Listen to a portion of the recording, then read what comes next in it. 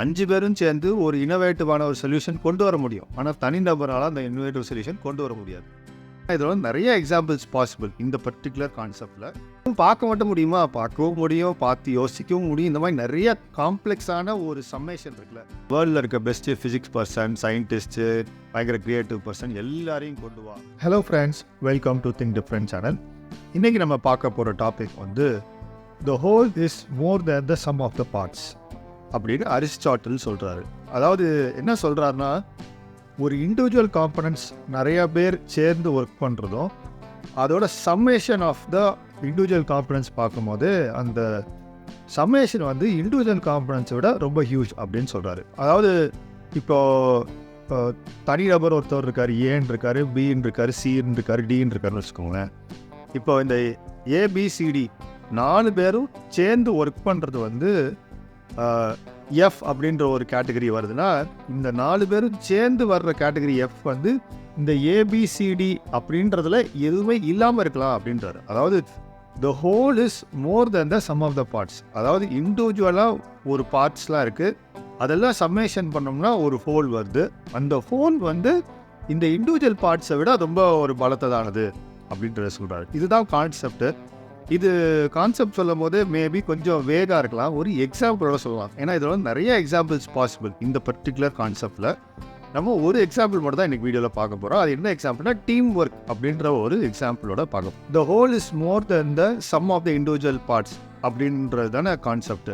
So individual parts தான் என்னன்னா, தனிநபர்கள் ஒரு 5 பேர் சேர்ந்து ஒர்க் பண்ணுறாங்க. 5 பேருக்கும் ஒரு சர்டன் ஸ்கில் இருக்குது அப்படின்னு வச்சுக்கோங்க.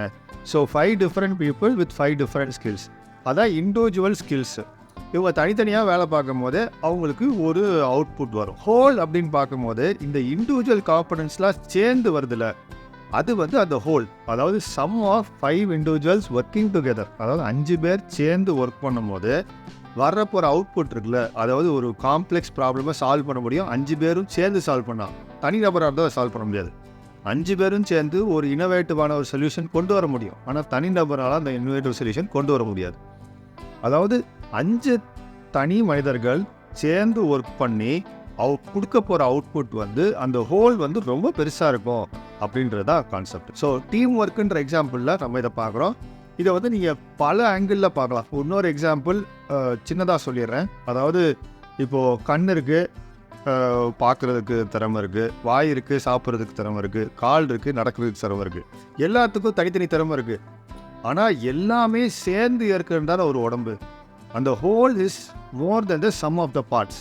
அதாவது கண்ணுக்கு பவரோட, வாய்க்கு பவரோட, காலுக்கு பவரோட எல்லாம் சேர்ந்து இருக்கக்கூட மனிதனுக்குன்னு ஒரு பவர் இருக்குல்ல, அதுதான் எப்பயுமே ஹையஸ்ட் பவர். ஆனால் வெறும் பார்க்க மட்டும் முடியுமா? பார்க்கவும் முடியும், பார்த்து யோசிக்கவும் முடியும். இந்த மாதிரி நிறைய காம்ப்ளெக்ஸான ஒரு சம்மேஷன் இருக்குல்ல, அதுதான் the whole is more than the sum of the parts. அது எப்படி உடம்பு பார்ட்ஸில் ஒரு எக்ஸாம்பிள் சொல்கிறோம். நம்ம திருப்பி டீம் ஒர்க்குக்கே வந்துடுவோமே. இப்போது இது ஏன் அப்படி முக்கியமான பாயிண்ட்னா, இப்போ வந்து எலான் மஸ்க்குன்னு நிறைய பேர் கேள்விப்பட்டிருப்பாங்க.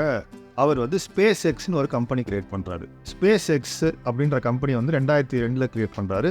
அவர் வந்து ராக்கெட்லாம் என்ன நடக்குது, எல்லாரும் விண்வெளிக்கு போகுது, ராக்கெட் போய் அங்கே ரீச் ஆகிடும், அப்புறம் அங்கே டிஸ்இன்டிகிரேட் ஆகிடும், அப்படியே கீழே வந்து ஏதோ சீல விழுந்துடும், அது அப்படியே ஸ்பேஸ்லேயே இதாயிரும்.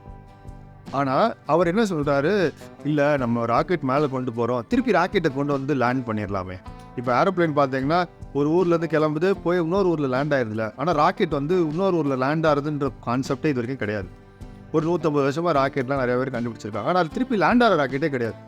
ஸோ அவர் என்ன சொல்கிறாரு, இல்லை வேர்ல்டில் இருக்க பெஸ்ட்டு ஃபிசிக்ஸ் பர்சன், சயின்டிஸ்ட்டு, பயங்கர கிரியேட்டிவ் பர்சன் எல்லாரையும் கொண்டு வா அப்படின்னு சொல்லி ஒரு 5-6 மனிதர்கள் கொண்டு வந்திருக்காங்க. இப்போ எலான் மஸ்க் தான் சிஓ ஆஃப் ஸ்பேஸ் எக்ஸ்.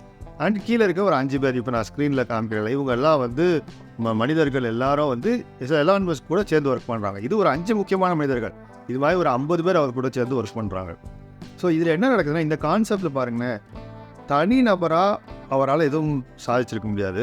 ஆனால் இந்த கான்செப்ட் படி the whole is more than the sum of the parts. அப்போனா இந்த நிறையா பேர் கூட ஒர்க் பண்ணதில் சம்மேஷன் இருக்குல்ல, எல்லாரோட ஸ்கில்ஸையும் சேர்ந்து அவங்கெல்லாம் சேர்ந்து ஒர்க் பண்ணும்போதே வரப்போகிற அவுட்புட் வந்து பார்த்தா ஹியூமனிட்டிக்கே ஒரு பெரிய அட்வான்டேஜாக வந்திருக்கு. அதாவது ராக்கெட் வந்து திருப்பி வந்து ஏர்த்தில் லேண்ட் பண்ணுற மாதிரி கண்டுபிடிச்சிட்டாங்க. ஸோ முக்கியமான அச்சீவ்மெண்ட்ஸ் என்னென்ன இருக்குதுன்னு பார்த்தீங்கன்னா, அந்த ஸ்பேஸ் எக்ஸ் டீமில் வந்து development and deployment of Falcon 9 அப்படின்ற ஒரு ராக்கெட்டை தான் வந்து அவங்க கிரியேட் பண்ணியிருக்காங்க.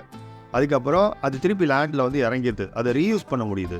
அதே மாதிரி இந்த மாதிரி ரீயூஸ் பண்ணுறதுனால ஸ்பேஸுக்கு போகிற செலவு கம்மியாகுது. ஸோ அவர் என்ன சொல்கிறாரு, மார்ஸுக்கே நம்ம போகலாம், மனிதர்கள் இங்கேருந்து மார்ஸுக்கு போகிறதுக்கு. ஏன்னா அது ரீயூஸ் பண்ணி போனோம்னா செலவு கம்மியாகும் அப்படின்றது அடுத்த பாயிண்ட். இப்போ ஸ்பேஸில் எக்ஸ்ப்ளோர் பண்ணுறதுக்கு காசு அவ்வளோ தேவைப்படுதில்ல. ஸோ ரீயூஸ் பண்ணால் ஒரே ராக்கெட்டை மறுபடியும் அனுப்பிட்டு திருப்பி கொண்டு வந்து லேண்ட் பண்ணோம்னா நம்மளுக்கு ரொம்ப செலவு கம்மியாகும், வேகமாக அதில் நம்ம அட்வான்ஸ்மெண்ட் போகலாம் அப்படின்றாரு. ஸோ நம்ம இந்த கான்செப்ட் என்ன பார்க்குறோம், the whole is more than the sum of the parts. அதான் கான்செப்ட் அரிஸ்டாட்டில் சொல்கிறது. அதை அப்படியே டீம் ஒர்க்குன்ற ஒரு லாஜிக்கில் அப்ளை பண்ணி பார்க்குறோம். அண்ட் எலான் மஸ்க்குன்ற ஒரு கம்பெனியில் அப்ளை பண்ணி பார்த்தா 150 வருஷமாக கண்டே பிடிக்கல. ஆனால் ஒரு 5லேருந்து ஒரு 50 மனிதர்கள் சேர்ந்து ஒரு லீடர் அங்கே இருந்து இதை கண்டுபிடிக்கிறாங்க. ஸோ பாயிண்ட் என்னென்னா, நிறைய பேர் சேர்ந்து ஒர்க் பண்ணும்போது அதோட ரிசல்ட் வந்து தனித்தனியாக ஒர்க் பண்ணுறதோட ரொம்ப பெரிய அச்சீவ்மெண்ட். அதுதான் இந்த கான்செப்டு. ஸோ இந்த கான்செப்ட் நம்ம ஹியூமன் பாடிக்கு பார்த்தோம்ல, நிறையா பர்டிகுலர் ஆர்கன்ஸ் தான் இருக்குது. ஆனால் சேர்ந்து போட்டால் ஹியூமன் பாடி வந்து இன்னும் பவர்ஃபுல்லாக இருக்குது. ஸோ இது நிறைய இடத்துல அப்ளை பண்ண முடியும். இந்த கான்செப்ட் வந்து யூஸ்ஃபுல்லாக இருக்கான்னு பாருங்கள். இது மாதிரி வேறு எங்கெங்கெல்லாம் அப்ளை பண்ணலான்றதை நான் கமெண்ட் செக்ஷனில் போடுறேன். நீங்கள் அதையும் வந்து உங்கள் ஃப்ரெண்ட்ஸ்கிட்ட ஷேர் பண்ணுங்கள். தேங்க்ஸ் ஃபார் வாட்சிங் திங்க் டிஃப்ரெண்ட் சேனல்.